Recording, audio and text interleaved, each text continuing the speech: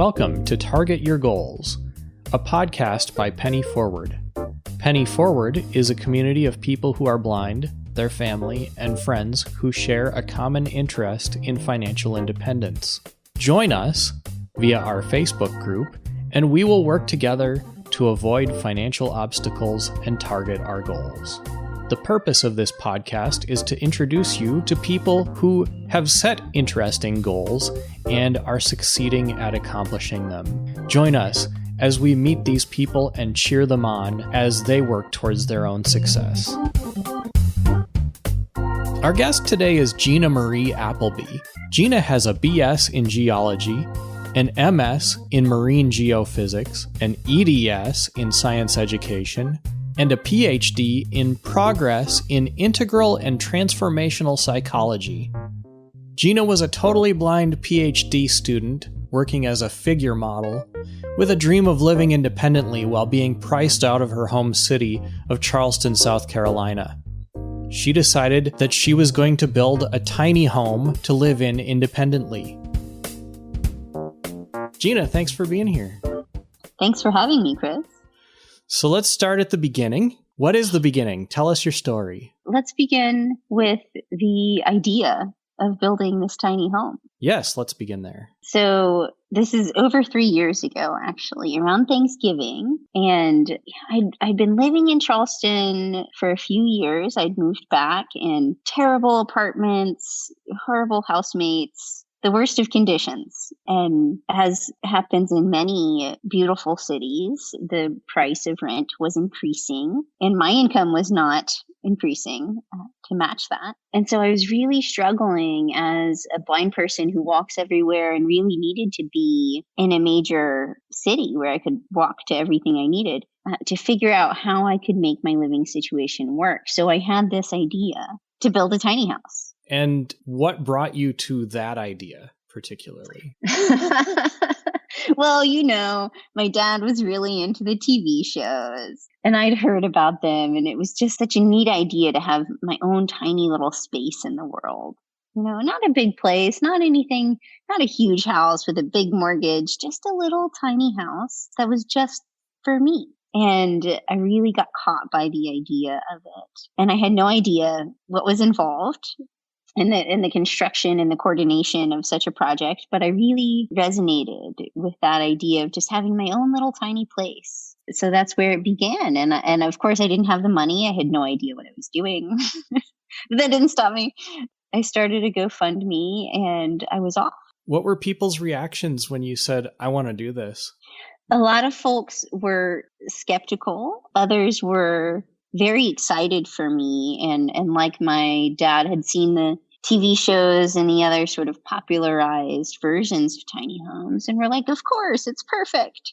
And this sort of naive way that you don't really understand what's involved in the whole construction. I did get a lot of support from friends and family and even many, many strangers. What happened next? Well, I had to raise quite a bit of money. Just to get the trailer was over $7,000. And so that took a few months of heartfelt fundraising and a lot of people giving and helping out and sharing on social media. And I got the money together for the trailer. The trailer came in. It was beautiful, tumbleweed tiny home trailer, 26 feet by 8 feet. And I marched up and down it and said, this is going to be here and that's going to be over there. And this is how it's going to be. The whole dream was in place. And it was just a matter of a lot of time after that. How did you find the trailer? I looked around, I shopped around, I dreamed about what sort of tiny house I would like. And Tumbleweed Tiny Home Company is a very solid tiny home company out of Colorado. And of course, sell tiny homes completely finished for a large amount of money, which I did not have. But they also sell the trailers and the blueprints to kind of do it yourself. And I really liked this idea of customizing my home and building it from the trailer up. That's what I went for. Initially, I was going to go a little smaller. And they said, you know what, we have this 26-footer ready to go. We can send it tomorrow. And I said, okay, it's a bigger porch.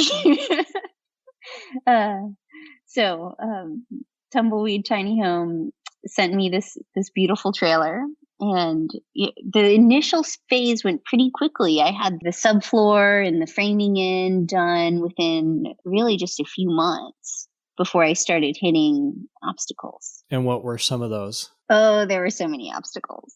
There's been a number of different contractors. Nobody told me going into this that, by the way, like working with contractors is a nightmare. And then you've got the bureaucracy of the city and the zoning and the codes and the, coordinating all these different people. It's a huge amount of work.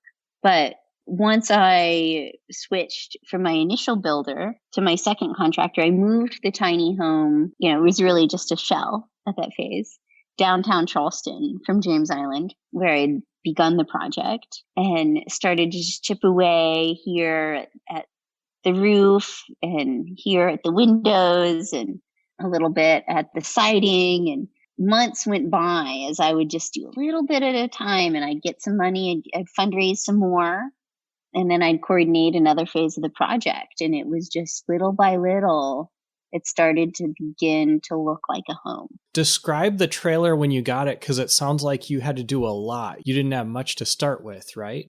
Well, I had the trailer and I had the blueprints and I had the dream. I did not have all the money. I did not have all the correct people and connections. And the trailer, it's a gorgeous, solid steel frame. It looks like you could build a skyscraper on it. And it's got kind of these spacers every few feet, these beams that go across it. Of course, it's built to carry, I don't remember the exact amount of weight, but quite a lot of weight. When I initially stood on it, it was just like, wow, this is the foundation for my home.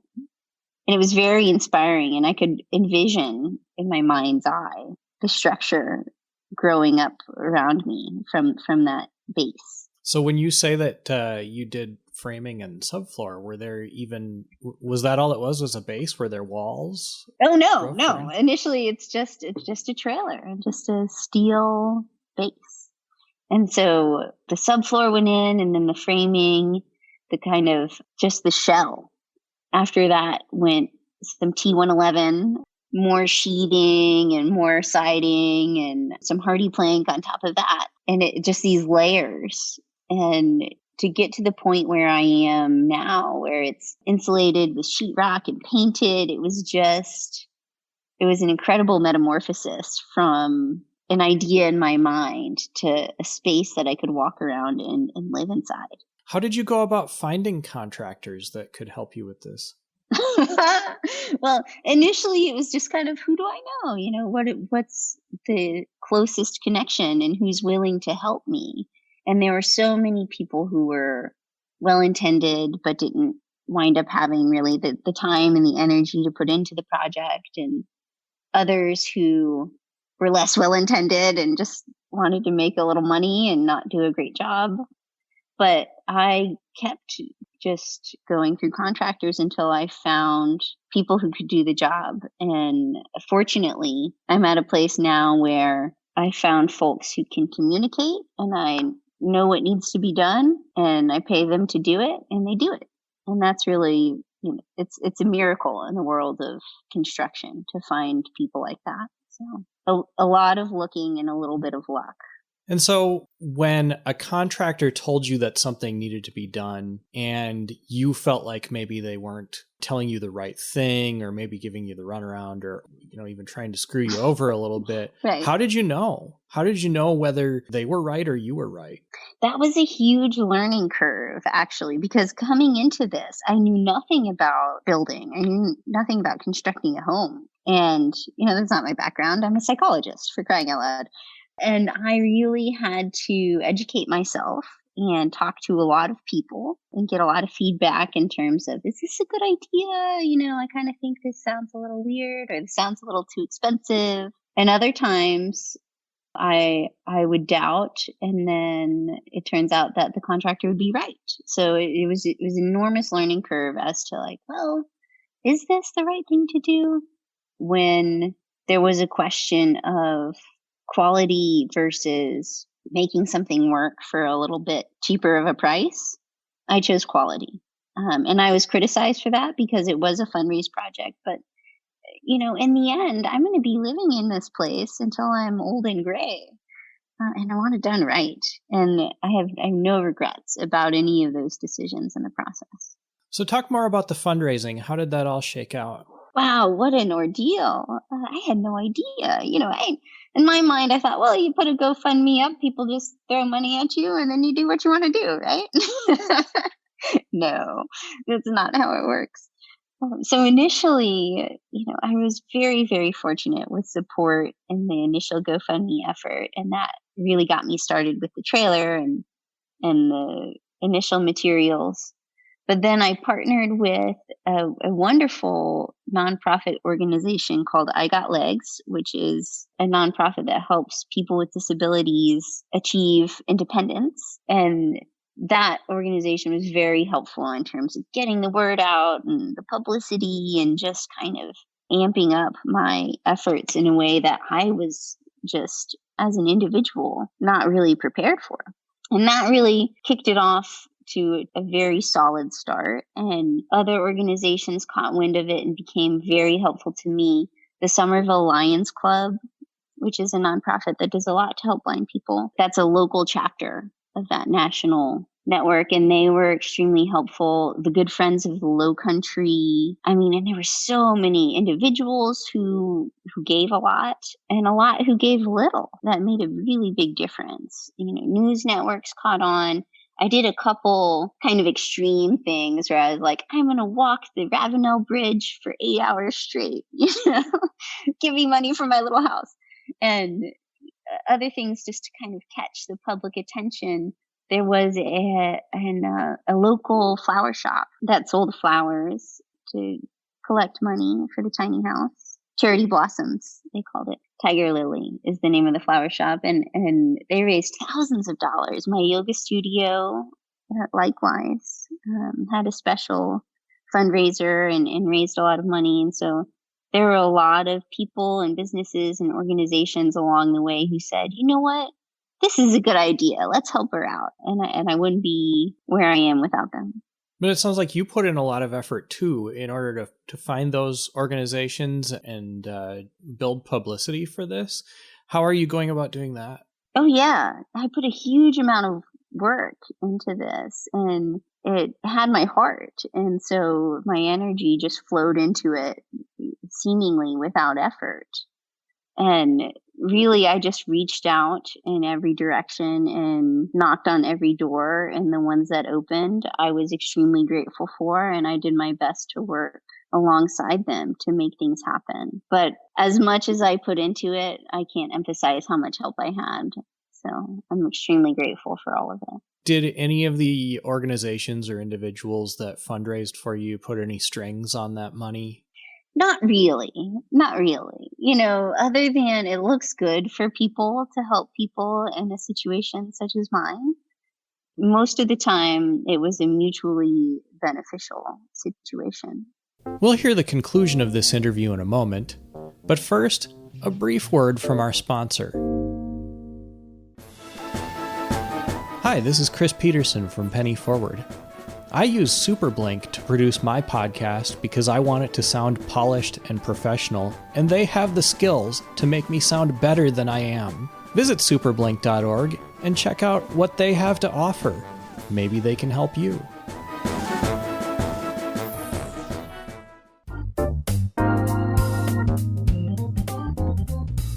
You said you had doubts. Did you ever just want to give up and say this is taking too long, I want to quit?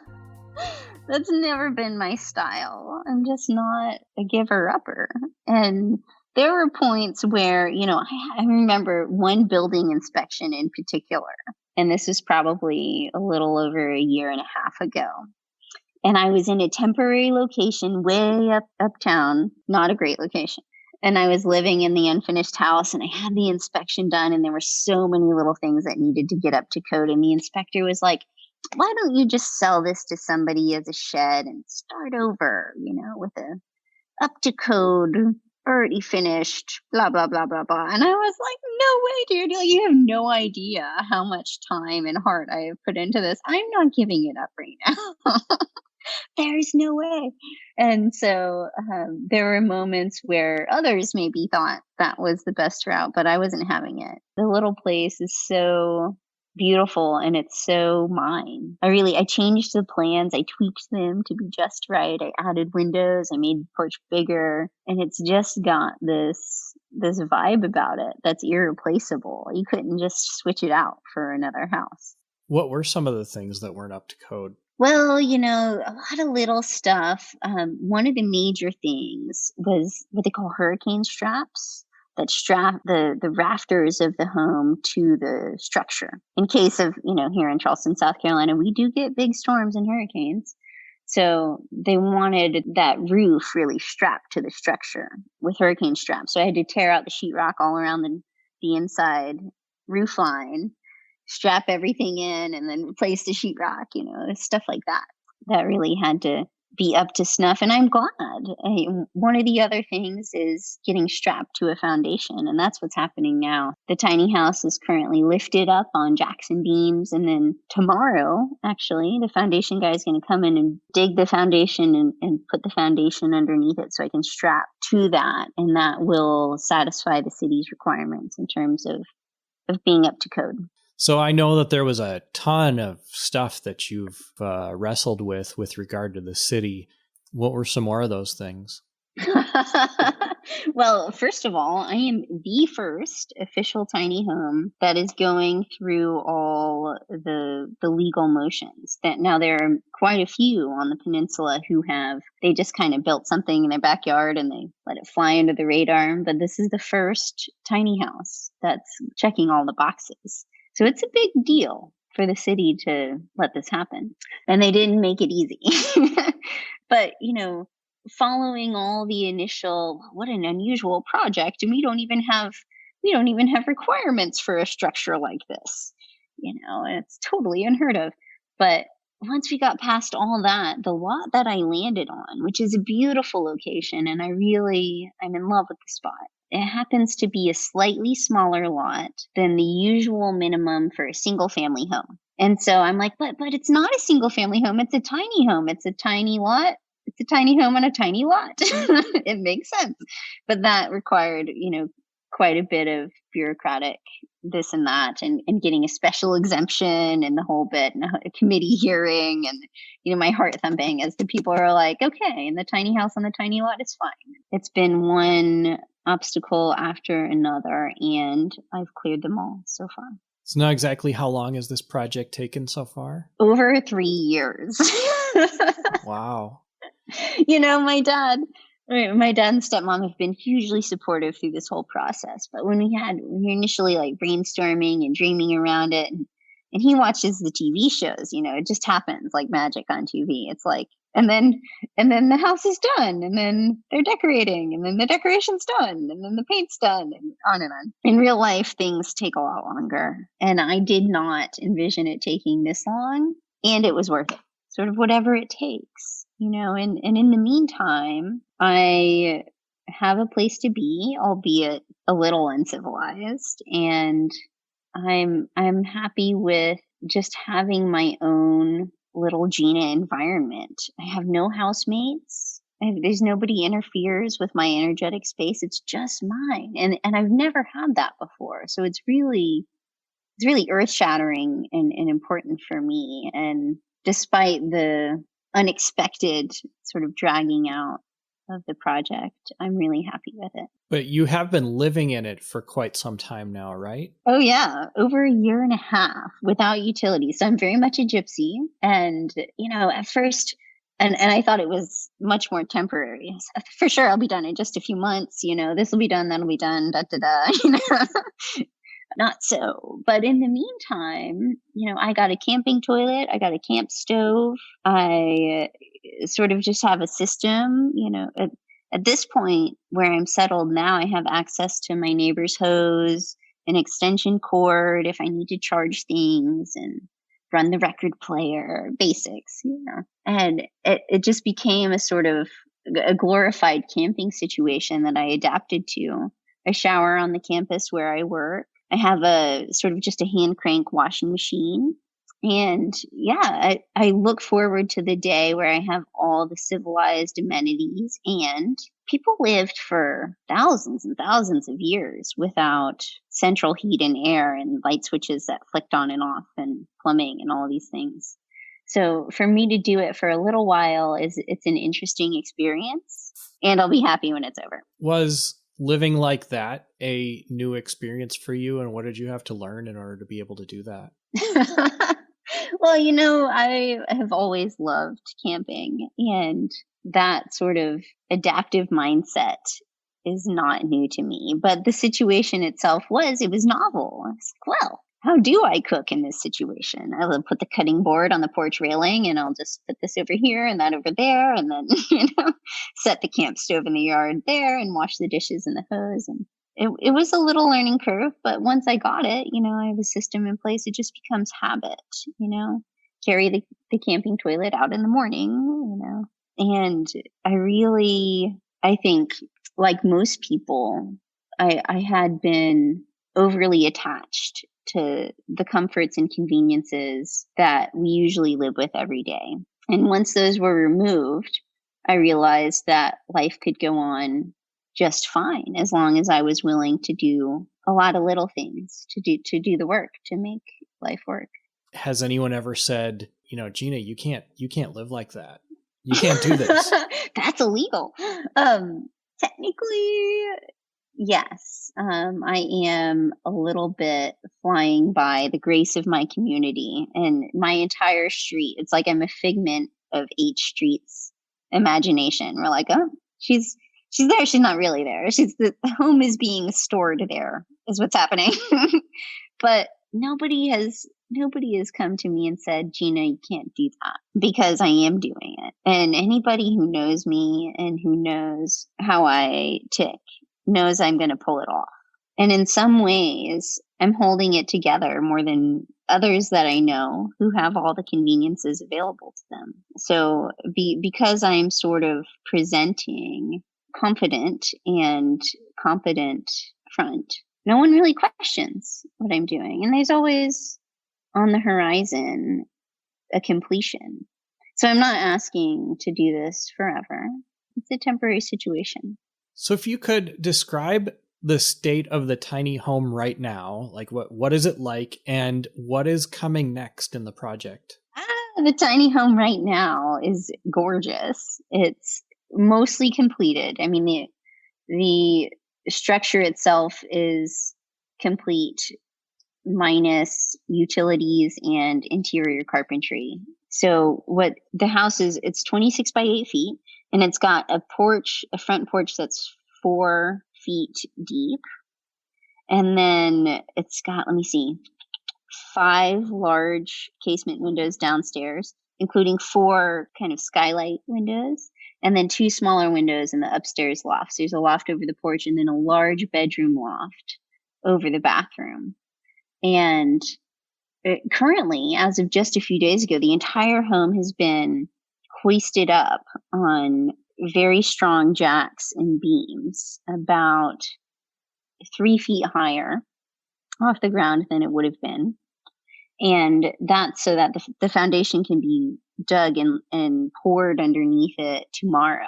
And I really like having it up higher. So I'm actually going to have the foundation built up so that the house sits up a little bit higher off the ground. And then following foundation next week, there's going to be an inspection, and then utilities and sheetrock and paint finishing. That will be followed by interior carpentry. So my kitchen counter, my closets, my record shelves, my built-in couch, the whole deal. Wow. How long do you figure all that's going to take? Do you have a guess? I will be having a foundation party in 3 weeks' time. And then following that, it's probably going to be another month of interior carpentry and finishing. So it's getting pretty close. And do you mind me asking what the total budget for this project is, if you know? Another estimate. I was way off in the beginning. I had no idea. I sort of sketched together stuff. When I initially started raising money, I think I was asking for around $12,000. I wound up raising over $16,000. And then there's about another $16,000 going into it right now. Some of that is my student loan. Some of that is additional fundraising I've been doing. And all said and done, we're looking at probably a little over $33,000, which for a home is not so bad. No, not at all. But it's still a pretty large sum of money to come up with from zero. Right. Exactly.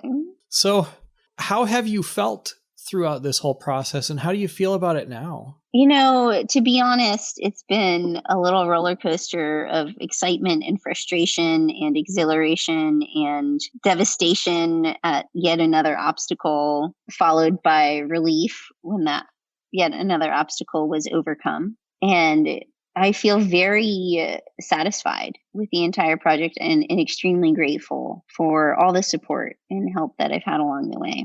I can't tell you how much it means to me to be living in a space that's literally the manifest kindness and generosity of other people. And how excited I am for the rest of my life. This is going to be my place that I can live. I don't have to depend on anybody else for it. And it's just, that's an incredible feeling. Do you have any advice for somebody else that, might be thinking about doing the same kind of thing? Oh, gosh.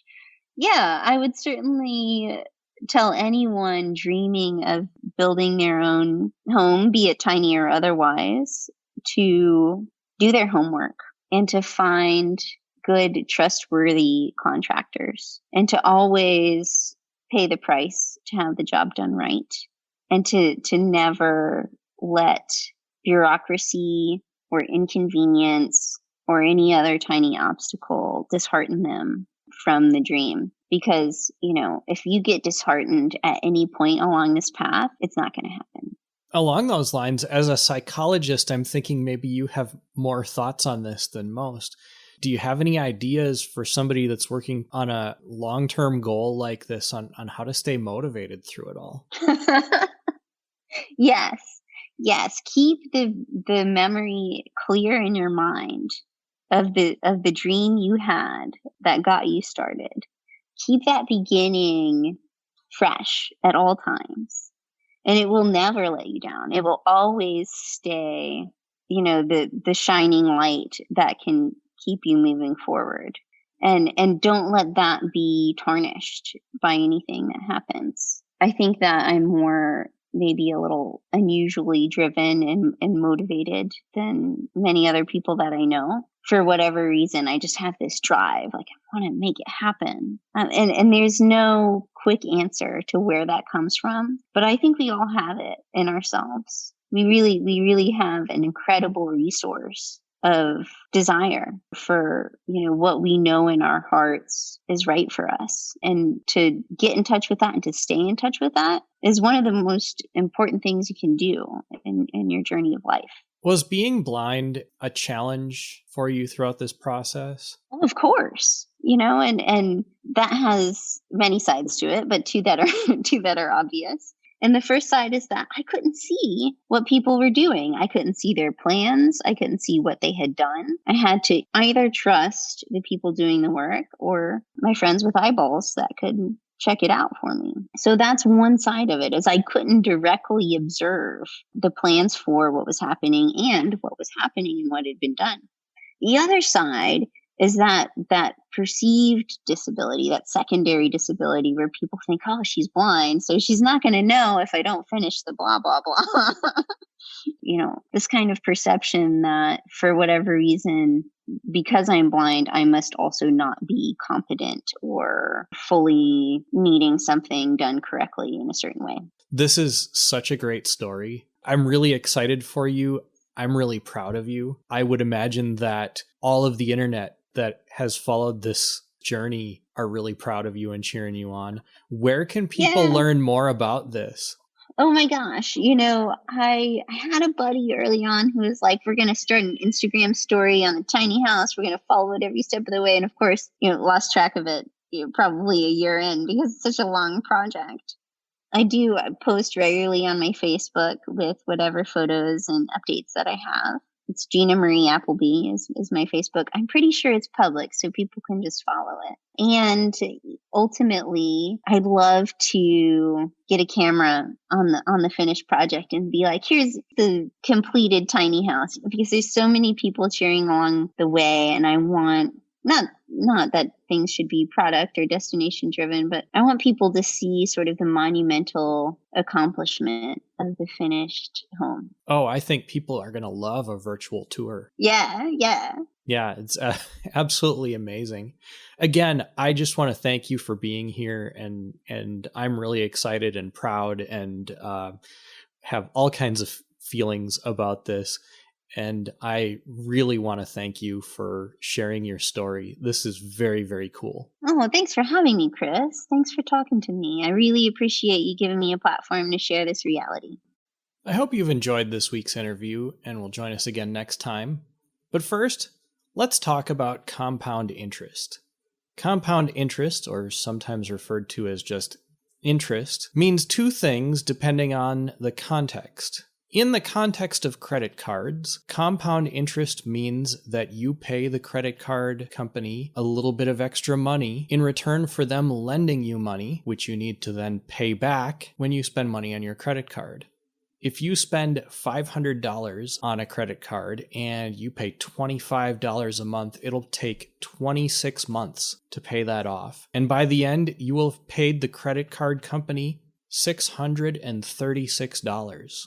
On the other hand, if you put money in a savings account, you also earn compound interest. And in this case, the bank pays you to have money saved in their savings account. They don't pay you as much as a credit card company charges you to use their money, but you do make a little bit of money by having your money saved in a savings account. As an example, if you put away $25 a month for 26 months, which is just a little over 2 years, you will have saved about $612 in the average savings account. That is something that you may want to take into consideration the next time you think about spending money using a credit card. Bankrate has a nice screen reader accessible calculator, which will help you to determine if you spend a certain amount of money on a credit card, about how much you will pay, and about how long it will take to pay that off. Check that out and think about it. Do you want to accumulate money, or do you want to pay someone else to lend you money? Sometimes you don't have a choice, but when you do, accumulating money may be a better choice in the long term. We hope you have enjoyed this week's episode of Target Your Goals, a podcast by Penny Forward. For more information about Penny Forward, like us on Facebook, join our Facebook group, or visit www.pennyforward.com. Until next week, I'm Chris Peterson. Thanks for listening.